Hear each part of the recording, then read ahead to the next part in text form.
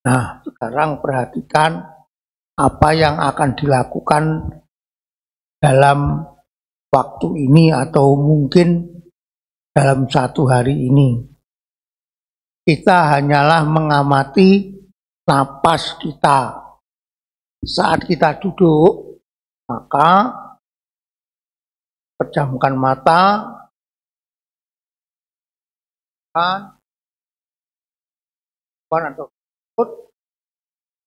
mati napas Anda. Bila perlu, catat napas Anda. Artinya, saat menarik napas masuk, catat masuk. Saat menghembuskan napas keluar, catat keluar. Terus menerus. Lama-lama, nanti Anda akan menjadi semakin lama semakin tenang dan napas semakin lama semakin jelas. Dan kalau Anda terus rajin berlatih demikian, maka lama-kelamaan hembusan napas dan terutama hembusan napas itu akan terasa di belahan bibir atas ini. Seperti orang tergosok bibir Anda. Pertama hembusan, lama-lama nanti juga tarikan napas. Itu penting. Setelah Anda bisa mengetahui sentuhan napas itu, berarti konsentrasi Anda meningkat menjadi bagus. Saat itu, perhatian Anda hanya tertuju pada napas yang menyentuh belahan bibir atas. Setelah itu, latihannya tidak berhenti di situ. Itu langkah pertama. Setelah Anda bisa merasakan, karena itu jangan buru-buru ya, sudah Anda betul-betul merasakannya, dan saya harapkan jangan duduk di bawah AC. Kalau Anda duduk di bawah AC, hembusan angin AC itu akan mengganggu Anda dan akan sulit Anda menentukan hembusan napas Anda sendiri. Nah, karena itu diharapkan jangan tepat di bawah AC. Apalagi duduk dengan menghadap ke AC. Membelakangi itu pun boleh, tetapi itu masih kurang baik. Yang baik ya di samping dan agak jauh. Dengan demikian Anda akan mengetahui kalau latihan Anda sudah pada mencapai tingkatan di mana Anda sudah mengetahui hembusan napas Anda. Artinya bisa merasakan hembusan napas Anda saat menghembuskan napas dan menarik napas, yaitu akan menyentuh belahan hidung Anda. Setelah itu, Anda coba berdiri dengan pelan-pelan dan berlatih dalam keadaan posisi berdiri. Juga sama, bisa merasakan napas masuk, napas keluar. Untuk itu, memang kalau Anda duduk di alas meditasi ini, begitu berdiri mungkin tidak terasa. Anda harus menunggu sedikit lama supaya tetap bisa merasakan napas masuk, napas keluar. Memang yang baik Anda menggunakan kursi biru itu duduknya. Dengan demikian saat Anda berdiri kan jaraknya tidak jauh, itu lebih mudah Anda merasakan sentuhan napas pada belahan bibir atas. Itu yang kedua. Setelah Anda berdiri, tetap Anda amati napas masuk, napas keluar, napas masuk keluar. Nanti akan semakin lama semakin terasa. Kalau sudah terasa, tahap kedua, mulailah tahap ketiga, pertama duduk, tahap 1, tahap kedua berdiri. Nah, sekarang tahap 3, mulai Anda melangkahkan kaki secara perlahan-lahan, berjalan dengan tetap mengamati napas masuk, napas keluar. Karena itu janganlah Anda berjalan dengan cepat. Begitu Anda jalan cepat, mungkin akan hilang. Karena itu Anda perlahan-lahan jalannya. Dan mungkin bagi mereka yang hidungnya tidak panjang, maka Anda perlu agak mendangakkan kepala, agak mendangakkan. Tapi itu kan latihan. Nanti kalau Anda sudah mulai terasa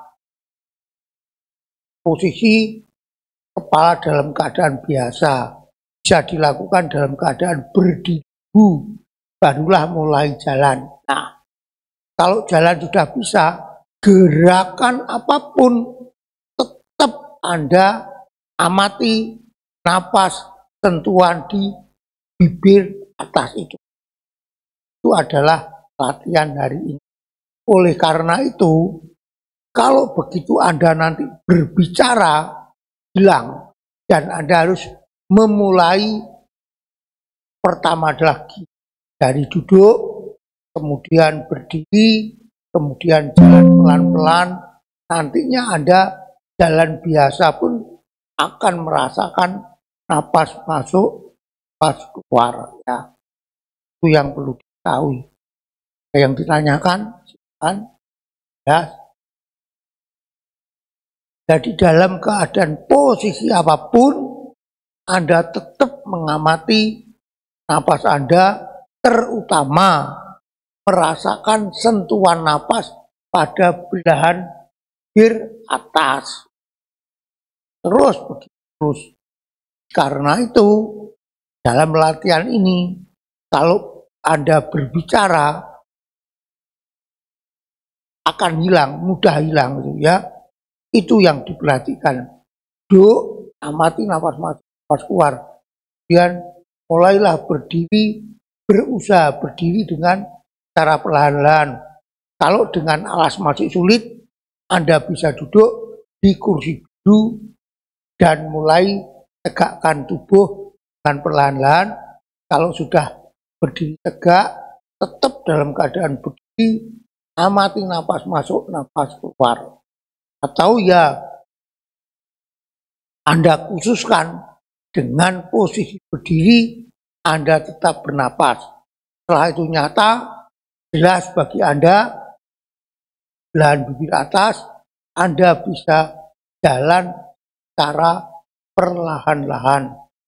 Hingga akhirnya Anda bisa berjalan biasa dan tetap bisa mengamati napas masuk, napas keluar. Memang sulit, tapi bukannya tidak bisa. Ya. Itu yang tambahan latihan ini. Hari ini. Jelas semua? Ya, kalau sudah semua, silahkan berlatih. Dimulai.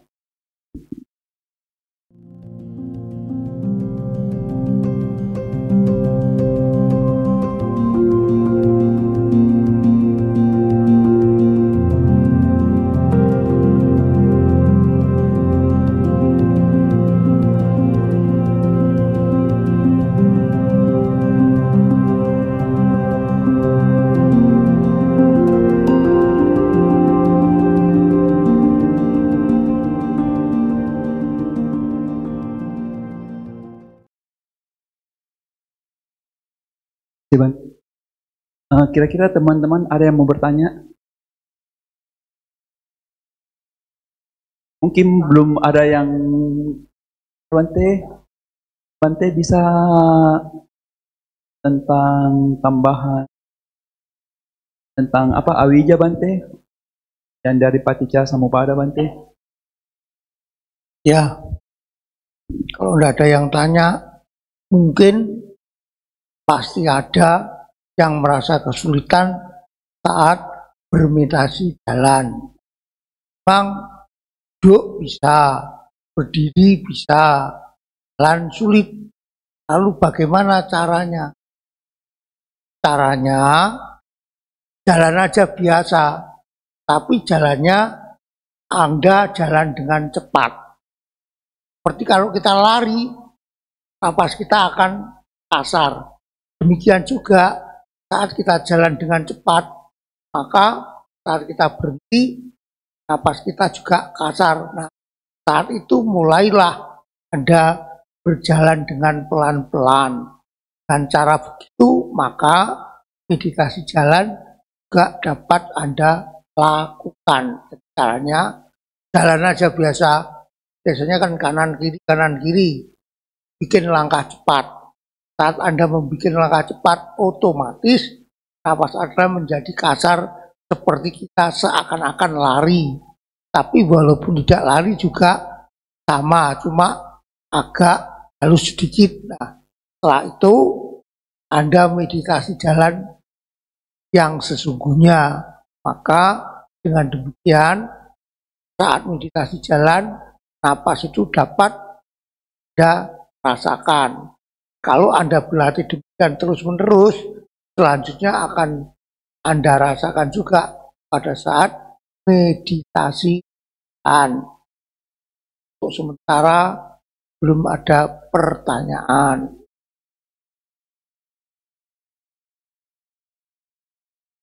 Kalau Anda sudah bisa meditasi jalan, ya sudah jalan bisa, apalagi berdiri, apalagi duduk, pasti lebih mudah.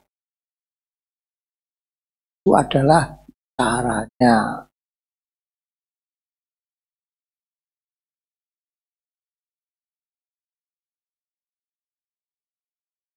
Kalau tidak bisa, ya jangan dipaksa. Kalau dipaksa nanti kita sakit tenggorokan kita. Karena itu ambil tindakan jalan dengan cepat. Saat kita melakukan jalan dengan cepat, otomatis napas kita menjadi lebih kasar. Saat napas kita menjadi lebih kasar, kita bisa mengamati dengan lebih baik. Lama-kelamaan, ya bagi kita terus berlatih demikian menjadi terbiasa. Itu yang perlu diperhatikan. Untuk meditasi dan duduk kan tidak ada masalah. Yang perlu ditanyakan, bahkan Bante, kalau masalah anapanasati Bante, kan lagi meditasi memperhatikan nafas Bante. Di apa hubungannya nanti dengan sati sampajanya Bante? ya kalau kita ngamati nafas yang halus saja, bisa ya hubungannya akhirnya nanti kita bisa mengamati pikiran kita. Pikiran kan lebih halus lagi. Artinya saat pikiran kita dalam keadaan kuasai keserakan, loba, tahu. Dengan demikian kita bisa mengatasi sifat loba kilesa. Saat kita marah, dosa, kita tahu lagi marah-marah. Kita bisa mengerem dosa kilesa kita. Itu adalah tujuannya. Jadi tujuan akhirnya kita bisa mengamati pikiran apa, sedang baik atau sedang buruk. Kalau kita bisa mengetahui pikiran kita saat itu, maka kita bisa mengendalikan pikiran kita, yang buruk menjadi baik, yang baik menjadi makin baik, yang pemarah menjadi terkendali. Sebelum marah kita sudah tahu. Itu adalah tujuan utamanya. Kalau dibandingkan dengan Yoniso Manasikara Bante, bagaimana Bante dengan Yoniso Manasikara kan artinya adalah perhatian yang baik. Ya kalau kita bisa mengamati pikiran kita, ya perhatian kita kan juga jadi mengarah ke hal yang baik. Pada saat pikiran kita dalam keadaan baik, kita melanjutkan. Pada saat pikiran kita jelek, kita kendalikan. Itulah Yoniso Manasika. Hal yang biasa, hal yang karena itu untuk permulaan kita belajar, pertama mengamati langkah kaki.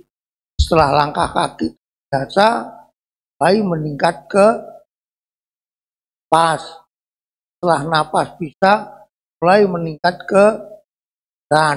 Nah, pada saat kita mengamati pikiran, secara otomatis perasaan apa yang muncul akibat kita berpikir atau berbicara atau berkomunikasi dengan orang lain akan dapat kita rasakan. Perasaan jengkelkah, perasaan biasa-biasakah, itu gunanya. Saya mau tanya, apa bedanya samadhi, meditasi, yoga sama itu apa bertapa itu apakah sama? Samadhi, meditasi, yoga sama bertapa. Bertapa adalah meditasi ini yang secara terus-menerus dalam jangka waktu yang lama, bahkan mungkin bisa berhari-hari. Adalah yang disebut tapa.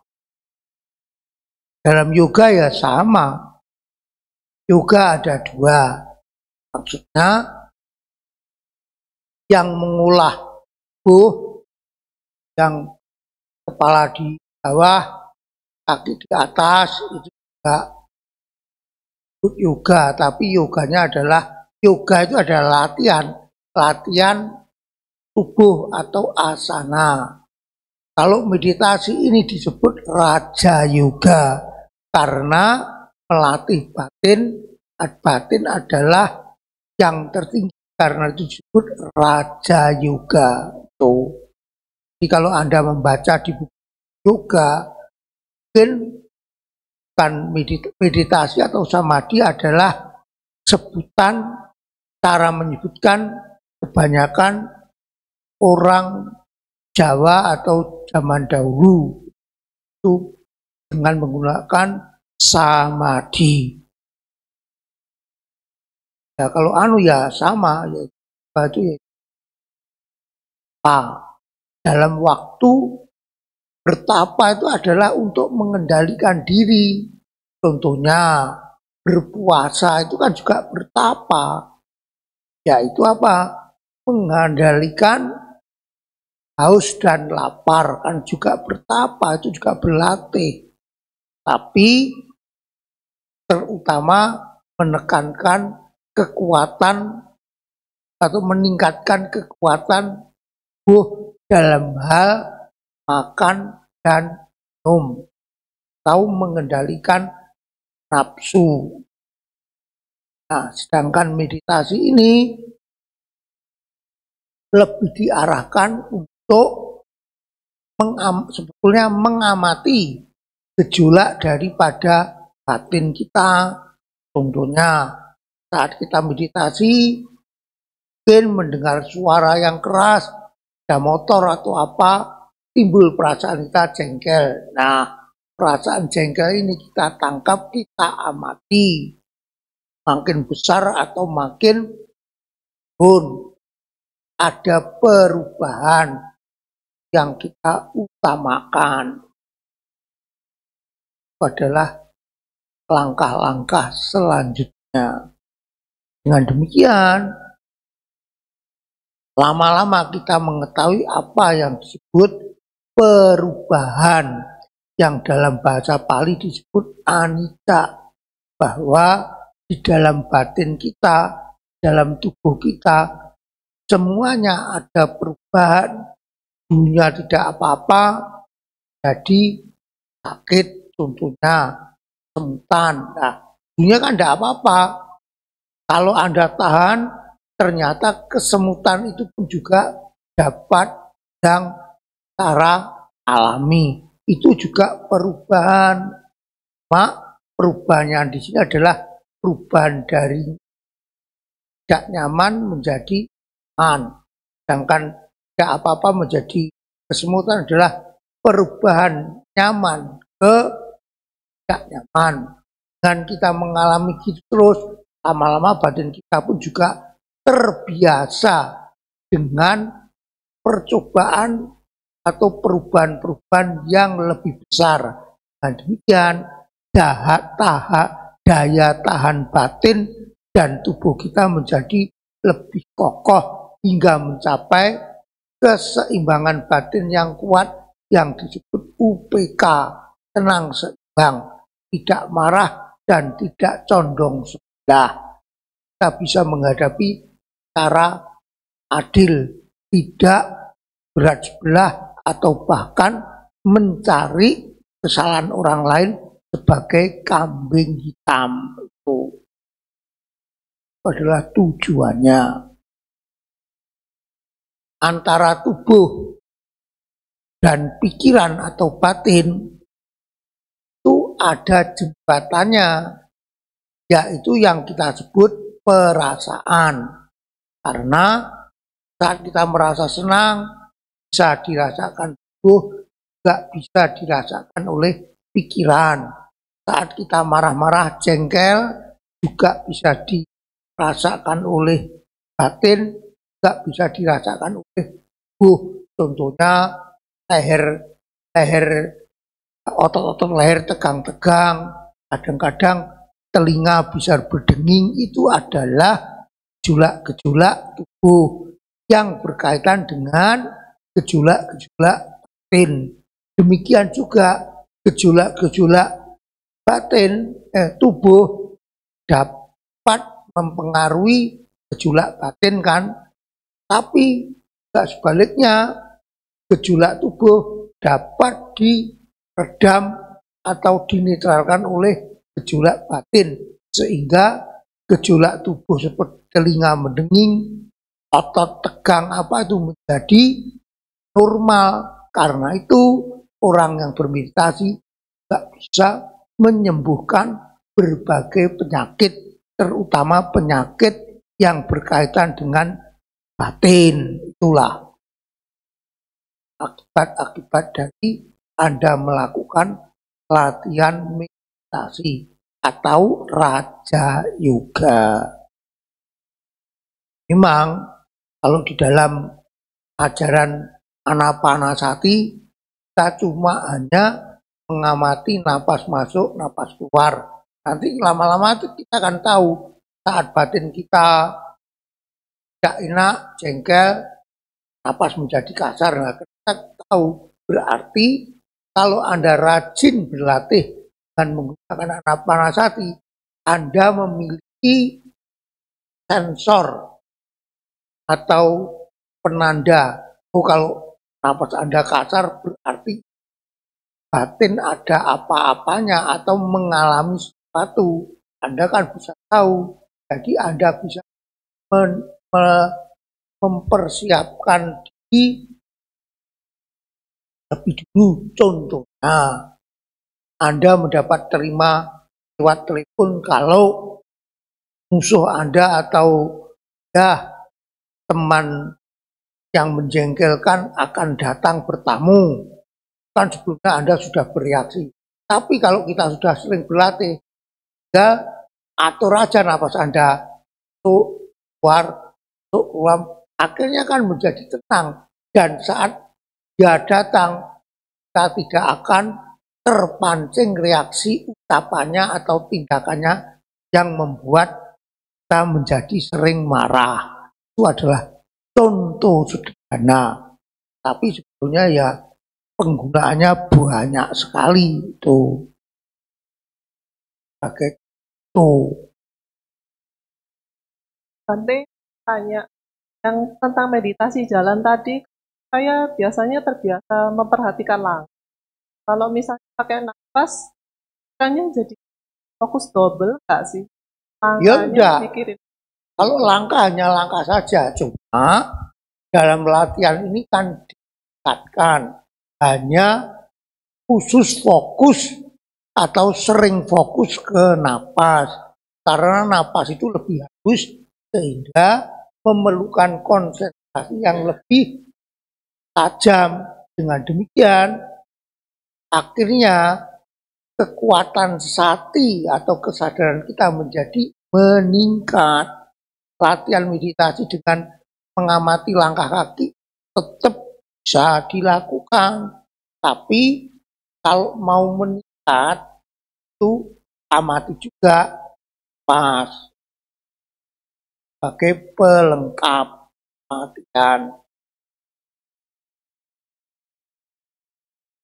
Enggak, satu aja, napas saja, langkah kaki sudah tidak diperhatikan. Langkah kaki kan sikap tubuh. Nah, dalam meditasi ini berarti ada 4 sikap tubuh. 1 duduk, 2 berdiri, 3 jalan, 4 berbaring. Nah, itu bisa Anda lakukan 1 itu. Dan kalau Anda bisa melakukan dalam 4 posisi, dalam keadaan apapun Anda tetap bisa melakukan meditasi anapanasati, baik berbaring, baik jalan, duduk maupun berdiri. Berarti tidur bisa meditasi ya? Bisa.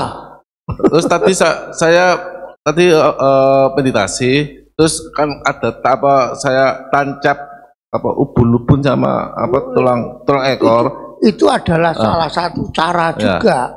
Terus kok tiba-tiba itu kok ada entah itu cahaya apa warna ungu atau apa itu apa ada cahaya masuk ke sini. Itu pertanyaan saya, apakah ini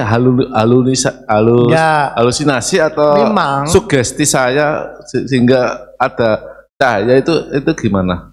Apakah itu benar atau lamunan atau halusinasi itu gimana? Tidak, itu bukan halusinasi.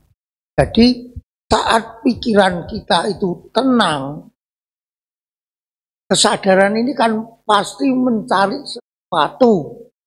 Contohnya, kalau kita bilang bunga, langsung pikiran kita akan muncul bunga yang pernah kita lihat.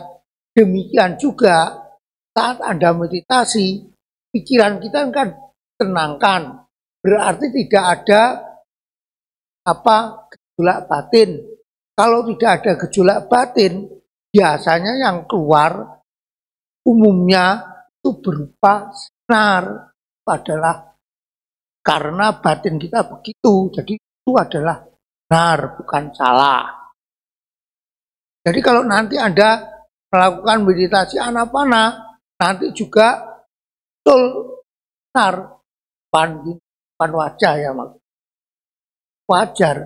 Jadi karena sudah tidak ada hal-hal apapun yang kita pikirkan, jadi yang mudah bagi batin kita merefleksikan pesan kita itu adalah berupa cahaya atau sinar.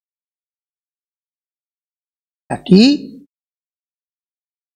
kalau Anda nanti meditasi baik duduk, jalan ataupun baring, muncul sinar, itu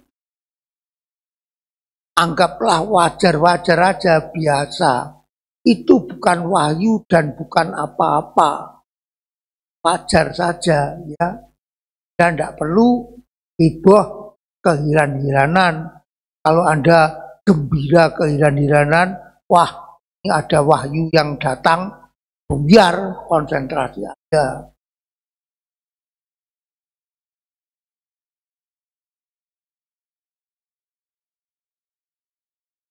Ya, kalau dalam bahasa Palinya atau di buku lainnya, nimita.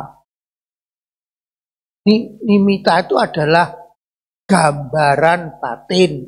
Nah, gambaran batin waktu tenang ya berupa sinar itu.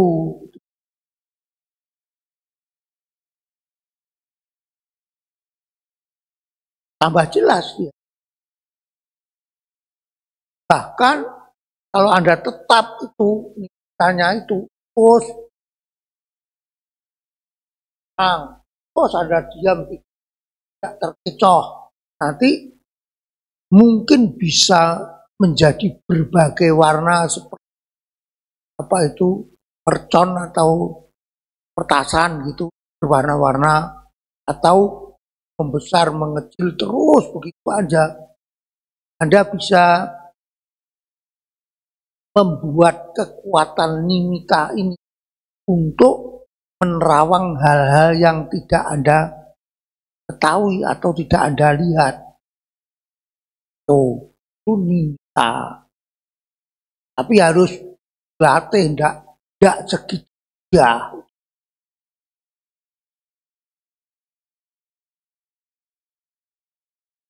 Ya itu sudah muncul nimitta itu aja kemungkinan Anda sudah tergelincir di dalam jana.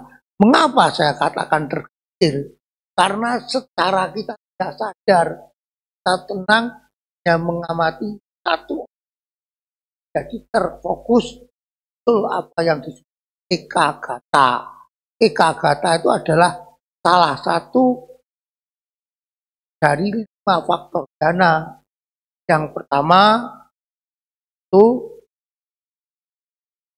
taka wicara, yaitu pikiran kita menangkap, taka wicara itu menggenggam, mempertahankan. Setelah taka wicara, piti, kemudian kagata. Nah, pada saat suka, perasaan senang nyaman, kemungkinan yang mungkin dalam kehidupan yang dulu Anda pernah melatih meditasi, apalagi pernah mencapai jana, itu akan terbuka lagi.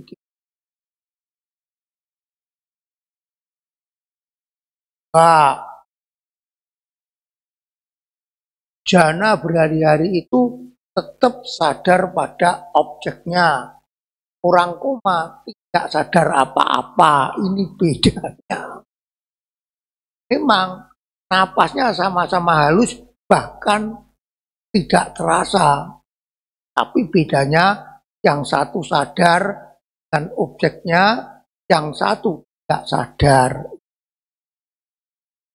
Hanya koma dengan masuk jana.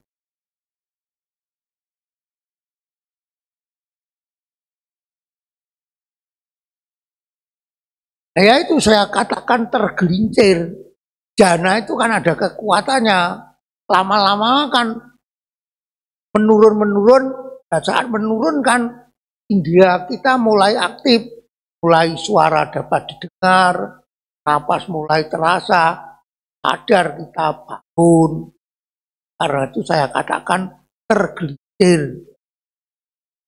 Kalau yang tidak tergelincir tahu dia tahapan-tahapannya saat munculnya 5 faktor ini satu persatu dia tahu. Karena itu supaya mereka itu tidak salah langkah, setelah mencapai jana itu latih apa yang disebut wasi. Nah, waktu lamanya duduk perlama. Kecepatan bangunnya juga dipercepat. Itu. Kemudian 5 faktor itu juga secara terus-menerus telah di dalam batin. Tahu maksudnya. Oh suka ini begini. Oh kita tahu. Bukanlah imajinasi lagi. Oh ini pikiran. Karena kan mungkin karena sering kita baca buku, terus kita akan mengira-ngira, oh ya. Nah, untuk memastikan itu, pokoknya saat meditasi, cegahlah, berusahalah Anda jangan berpikir. Saat Anda berpikir, kita aja batin bergeser. Perlu diperhatikan. Lama-lama kita akan tahu. Karena itu lalu bagaimana Bante untuk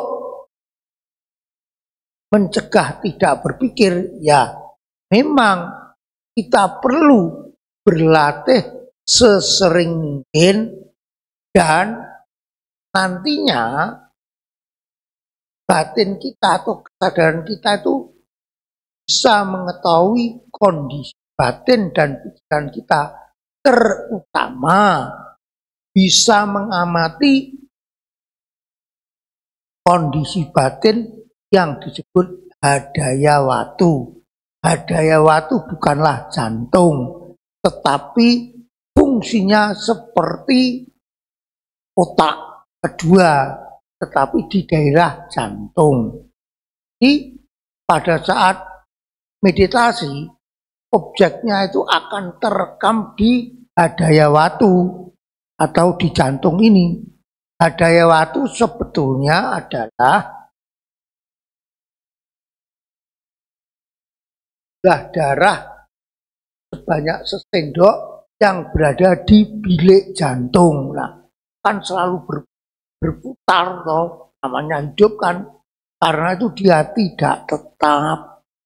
Itu nantinya kalau Anda latih peka seperti otak kita bisa melihat fungsi daripada kesadaran kita memegang objek apa. Itu hadaya watu bisa juga mengetahuinya persis sama dengan dan saat Anda berlatih meditasi sudah meningkat baik dan Anda sudah mulai bisa merasakan objek Anda terbentuk atau tergambar atau terlihat di hadaya watu, berarti Anda juga sudah mulai bisa mengamati pikiran orang.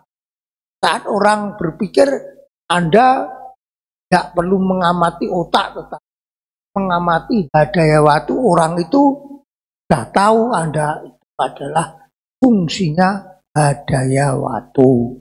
Lalu untuk mengetahui betul-betul mencapai jana atau tidak, ya itu tadi 5 faktor caka wicara, piti, suka, ekagata itu tergambar, terbaca di dalam hadaya watu. Caranya begitu. Jadi bukan Anda berpikir, oh ini piti, oh ini suka, bukan. Artinya pikiran kan tetap berpikir, kalau itu tidak bisa. Pikiran tidak berpikir, tapi hadaya watu yang mencatatnya.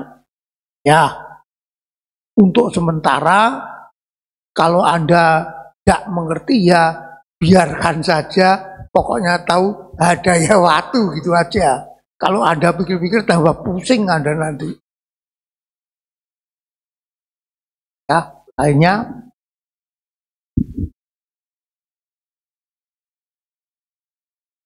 Apa lagi?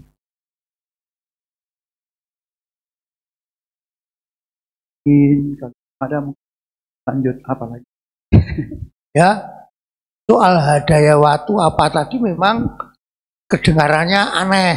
Tapi kalau Anda belajar abhidhamma di situ ada ya. Soal hadaya watu, Anda belajar abhidhamma di situ diterangkan lebih jelas. Memang sulit, tapi bisa dipelajari. Bukannya tidak bisa pelajari. Memang langkah pertama memang harus kita sering membaca sehingga kita menjadi hafal. Setelah hafal, baru dimulailah berusaha untuk mengerti. Nah, Abhidhamma itu pelajarannya banyak dan sulit karena itu perlu dihafal. Ada itu. Terima kasih Bante. Mungkin kalau sudah ada pertanyaan, tutup aja Bante. Ya boleh. Sudah tidak ada pertanyaan, ya kita tutup.